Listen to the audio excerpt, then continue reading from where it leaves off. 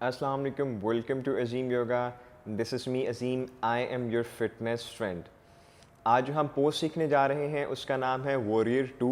उसकी correct alignment को हम लोग सीखेंगे।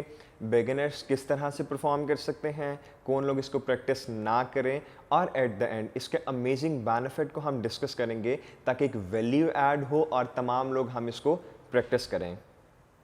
इससे पहले हमने क्रेसेंट पोज को सीखा था और अब हम वॉरियर 2 को प्रैक्टिस करने वाले हैं। जो क्रेसेंट पोज और वॉरियर 1 में जस्ट ये फ़र्क होता है कि क्रेसेंट पोज में हमारी हील जो है वो लेफ्टेड होती है फ्रॉम द फ्लोर, और वॉरियर 1 में जो है वो हील ज़मीन पे होती है। मैं आपको वॉरियर 1 प्रैक्टिस करके बता देता हूँ, उसके बाद हम वॉरियर 2 को सीखेंगे। वॉरियर 1 को सीखने के लिए फिर आप पिछली वीडियो जो है क्रेसेंट पोज को उसको ज़रूर वॉच करें, सीखें, फिर आपके लिए आसान हो जाएगा। तो मैं क्या करता हूँ, डाउनवर्ड फेसिंग डॉग में आ जाए। इस तरह से मैं आपको वॉरियर 1 को प्रैक्टिस करके दिखा देता हूँ। लेफ़्ट जो हमारा फीट है बिटवीन जो है हैंड आ जाएगा। इस तरह से हमने बॉडी को सेंटर में ले है, पीछे लेग स्ट्रेट एंड स्ट्रॉन्ग, और ये हमारा जो है वो क्रेसेंट पोज है। ठीक है, अब क्या होगा, ये जो हमारी बैक हील है अगर ट्विस्ट करके इनसाइड हील जो है हम अपनी इस तरह से ज़मीन पे प्लेस करते हैं और अपर बॉडी को रोटेट करके फ्रंट पे ले जाएं, तो ये हमारा जो है वो आ जाएगा वॉरियर 1 पोज। ठीक है, ये है वॉरियर 1 पोज। तो यहीं से हमने इनहेल करना है। अब हम सीखेंगे वॉरियर 2 को। ब्रीद इन करें, ब्रेथ आउट करते हुए spread the arm to the side so it will be parallel to the floor. आपके फ्लोर पैरेलल होंगे।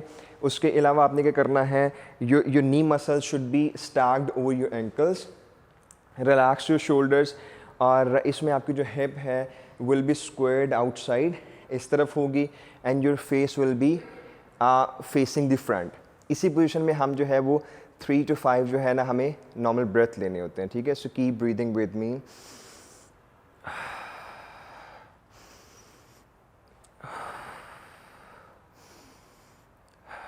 Perfectly fine. अगेन मैं जो है वो डाउनवर्ड फेसिंग डॉग में जाऊंगा और हम जो है अब राइट वाली जो हमारी लेग है उसको हम बिटवीन द हैंड्स रखेंगे। ठीक है, मैं थोड़ा सा मूव कर रहा हूँ so I can show you the pose from the right side. हम आ जाते हैं जी डाउनवर्ड फेसिंग डॉग में।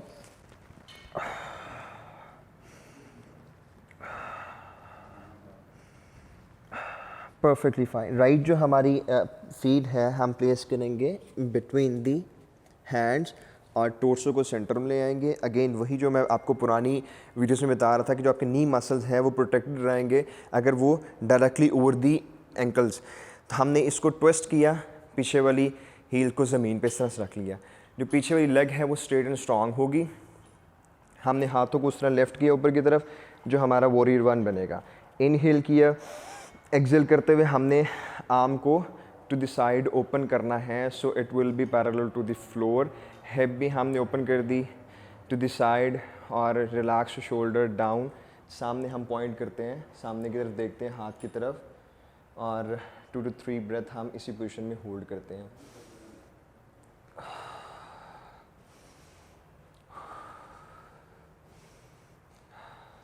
Perfectly fine. ठीक है, तो हम क्या करेंगे, ट्विस्ट करेंगे बॉडी को और दोबारा चले जाएंगे डाउनवर्ड फेसिंग डॉग में इस तरह से। ठीक है, नॉर्मली आपने बहुत देखा होगा जो डाउनवर्ड फेसिंग डॉग होता है योगा में वो एक रिलैक्सिंग के लिए यूज़ होता है। 2 to 3 ब्रेथ के बाद आप जो है वो नॉर्मल अपने नीज को ड्रॉप करें और जो वज्रासन होता है, हीरो पोज होता है, उसमें आप जो है वो बैठ सकते हैं। तो ये वॉरियर 2 पोज था जिसको मैंने प्रैक्टिस करके आपको बताया है और जिसको आपने सीखा है। अब अगर तो किसी के शोल्डर में कोई इंजरी है या बाजू में इंजरी है, जिस तरह हमने पहले डिस्कस किया था क्रेसेंट पोज की तरह, वो अपने हाथ ऊपर की तरफ या साइड वेज पे लिफ्ट ना करें, स्प्रेड ना करें, वो अपने हाथ जो है वो हिप पे रख सकते हैं। ठीक हो गया। और अगर किसी को नीज़ का इशू है, एंकल्स का इशू है, हिप मसल्स का इशू है, तो उनको चाहिए कि वो इसको परफॉर्म ना करें। जो इससे पुराना पोज है, जो बिगिनर है क्रेसेंट पोज, उसको वो जो है वो प्रैक्टिस कर सकते हैं। अब हम डिस्कस करते हैं इसके बेनिफिट की। तो जब आप इसको प्रैक्टिस करेंगे तो आप फील करेंगे ये बड़ा एक स्ट्रॉन्ग पोज है, ठीक है। आपको एक बड़ा स्ट्रॉन्ग उसको बैलेंस करना पड़ता है। तो इससे आपकी जो है ना आपकी लेग स्ट्रेंथन होती हैं, आपके आर्म स्ट्रेंथन होते हैं। बहुत सारे लोग हैं जिनको बैलेंसिंग का जो है ना वो शौक है, उसको कर सकते हैं।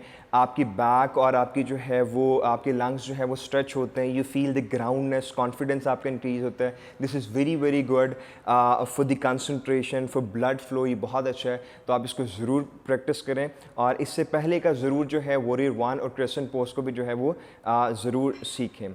और जो भी फीडबैक है वो मुझे कमेंट बॉक्स में दीजिएगा। और किस तरह की वीडियोस आप चाहते हैं, आप देखना चाहते हैं, क्या इम्प्रूव करना चाहिए, वो भी हमें ज़रूर बताइएगा। तो अपना ख्याल रखिएगा। वीडियो देखने का बहुत शुक्रिया। अल्लाह हाफ़िज़।